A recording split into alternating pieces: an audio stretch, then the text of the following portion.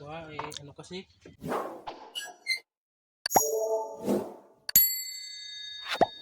So ayun na guys, so babiyahe kami ngayong umaga. So yan mga dadali namin. Pick up muna kami ng 4 na pisonet para ikabit sa mga nag-order. So ito yung sakyan namin.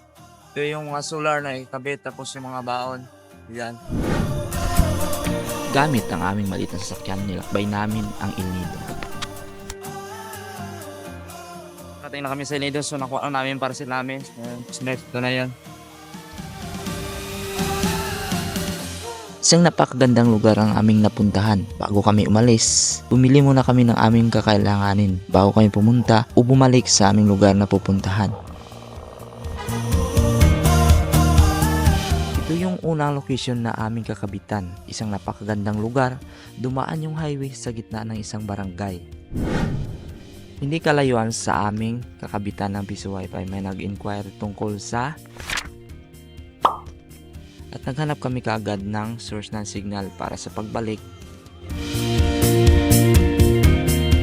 At ayun na nga, natapos ang transaction nilang dalawa. So, proceed na tayo sa main area. Pagdating namin sa main area, sinitap namin lahat, yung solar panel, yung cable wire, lahat ng kakailanganin. Check yung area kung saan pwede padaanin yung cable wire, pinangkabit. At saka, So ayun nga guys, dito tayo sa taas ngayon. So naglatag tayo ng nagkabit tayo ng solar panel. So yung iba naglatag ng cable wire doon sa kalsada papunta doon sa highway. So yung kinabitan namin dito banda sa baba. So yung source na internet doon galing sa may highway sa taas. So dito sa baba yung pisonet. So doon sila sinutala ko dito. So tapos na baba tayo. So tara.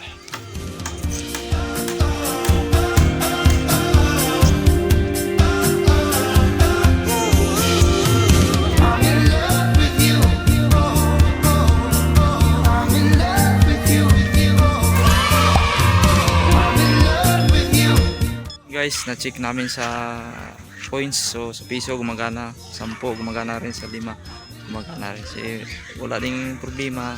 Proceed na tayo sa next location. So tara, let's go.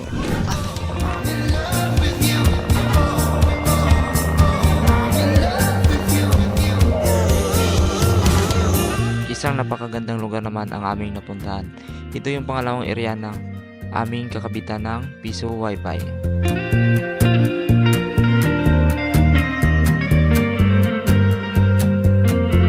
So guys, ito yung second location na pinta namin sa pagkabit ng pisonet.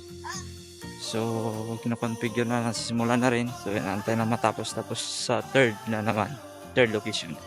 So dito guys, na-set up na rin ang lahat, yung solar, yung mga battery. Kalatag na din kami ng mga cable wire.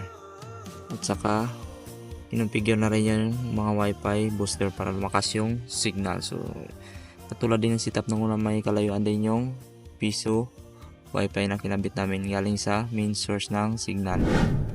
So ayun guys, na-configure na namin yung mula ng internet. So yung source ng internet. So punta natin ngayon yung sa Piso Wi-Fi, yung sa Bindo machine. Tingnan natin kung okay na. Balay. Sa bahay ko ano kasi? Umalis yung asawa ko. Ako na naiwan dito. Wala kami lang yung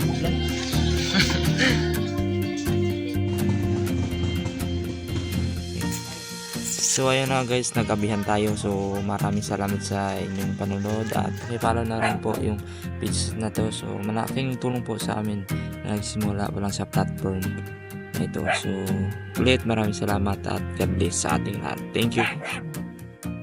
So yun nga guys, nagabihan kami. So hindi na kami nakaproceed sa pangatlong location. So ito yung mga kasamahan ko. So handa na sa pag-uwi. Tapos yung isa doon. So tara, uwi na. Gabi na. Maria.